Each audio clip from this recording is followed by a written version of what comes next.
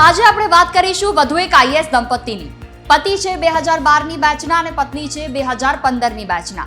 આપણે વાત કરી રહ્યા છીએ વિશાલ ગુપ્તા અને ગાર્ગી જૈનની. મૂળ રાજસ્થાનના અને ગુજરાતને કર્મભૂમિ બનાવનાર આ દંપતી, જેમની સ્ટોરી પણ ઇન્ટરેસ્ટિંગ છે. નમસ્કાર, TV13 ગુજરાતીના ડિજિટલ પ્લેટફોર્મ પર હું છું આપની સાથે જુહી. વિશાલ ગુપ્તા અને ગાર્ગી જૈન બંને એન્જિનિયર છે, પરંતુ સિવિલ સર્વિસ પસંદ કરીને ગુજરાતમાં આઈએએસ ઓફિસર બનીને આવ્યા. વિશાલ ગુપ્તા હાલમાં દિલ્હી ખાતે ટુરિઝમ મિનિસ્ટરના પર્સનલ સેક્રેટરી તરીકે ફરજ બજાવે છે, તો ગુજરાતમાં અલગ અલગ જગ્યાએ સેવા આપ્યા બાદ તેઓ દિલ્હી ડેપ્યુટેશન પર ગયા છે. પતિદેવ ગયા તો પત્ની પણ દિલ્હી જશે એવી અટકળો વચ્ચે પત્ની તો ગુજરાતમાં જ છે, એટલે કે ગાર્ગી જૈન હાલમાં છોટાઉદેપુરના કલેક્ટર તરીકે ફરજ બજાવી રહ્યા છે. ગાર્ગી જૈન બીટેક એન્જિનિયર છે, જ્યારે વિશાલ ગુપ્તાએ કમ્પ્યુટર સાયન્સમાં ડિગ્રી હાંસલ કરી છે.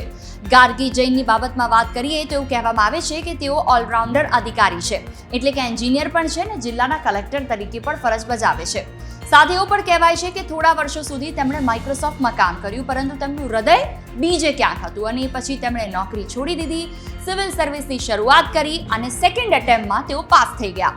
તેમના અંગત શોખની વાત કરવામાં આવે તો તેઓ ખૂબ સારા સિંગર પણ છે. છોટાઉદેપુરમાં યોજાયેલા 1 થી 2 સરકારી કાર્યક્રમમાં તેમના કંઠે ગવાયેલા ગીતોનો વિડીયો પણ વાયરલ થયો છે.